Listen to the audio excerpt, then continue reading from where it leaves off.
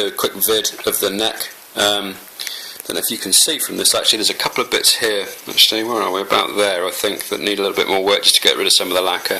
I've pretty much taken it all back actually. Obviously I've lost the serial number, which is a shame, but I'm going to be a bit cheeky and put a custom graphic on there I think.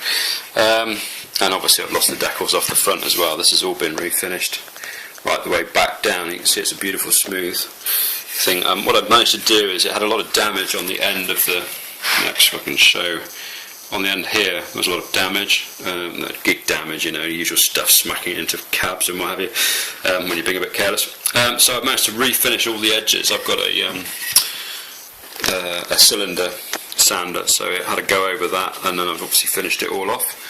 So it looks really sweet. I've got a guy in the States who's going to make me a Fender decal to go back on there, a Fender Jazz decal, because I really like the deluxe American decal, the metal one. I know it's not everyone's taste, but it's the non-water slide one. This one's got a water slide. I think I'm in talks with Fender, so they're going to send me a replacement of the original, which I'll probably keep with the guitar anyway. Like I say, it's not really trying to be something that it isn't. It's purely for personal, this one. I've had this neck, really is great. It's very thin, unbelievably fast. Frets are in not bad condition. They could do with a little bit of work. I don't know if you can see, but you can just see where the strings lie here and here. So yeah, I'm not going to refret it or anything like that. The nuts is heading off to the end of its life. The guy that had it before me had the action so low, took a huge amount out of the nut. But yeah, so there we go. I've got some different tuning pegs coming from it, so I'm going to have to try and do something careful and quite clever with this. The tuning machine heads, rather the machine heads, not the tuning machine heads. The machine heads. This one here, the actual collet or the collar that goes in here was loose, and the ear. I think the ear on the actual tuning peg itself had come loose, but when you got up sort of around the 7th, 8th fret on the G string, the Hertz thing obviously made it rattle, and it used to come through the amp.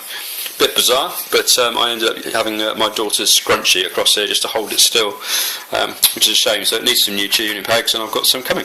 However, like I said, they're a different style. They're off an American standard rather than a Jazz Deluxe. So I'm going to have to try and think of something clever to do with these screw holes. And what I might actually do, I think, is inlay a piece of contrasting wood, a bit like the rosewood, just along here. And when I get the tuners from this chap, I think I'll lay one out, see where they come to. If they cover the holes, well and good. And if they don't, then I shall do something clever with a bit of an inlay there before giving it a coat of lacquer. I think what I'm going to do is I'm going to clear coat it all. I'm not sure whether I'm going to vintage this neck yet. I haven't quite made up my mind whether I'm going to put the amber coat back into it or not. I quite like it the way it is. Actually, it's not a spanking new look. It'll be interesting to see what happens when it has one clear coat on it, because I haven't got rid of all of the original, not totally all of the original lacquer. So I think a little bit of aging in that lacquer will probably do it well.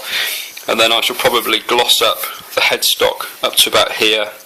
And then I'm definitely going to just take all the gloss back with Scotch Brite or some 2000 grit, because the satin feel on the back of the neck just makes it unbelievably quick to play. There were some horrific dings in here, but I've managed to sand them out. Again, sort of just war-torn, but it feels beautiful. It's now looking really good. These aren't actually nicks. There's a couple there that look like they're dings, but they're actually just bits of I think they're actually little imperfections, little bird's eye is in the maple itself.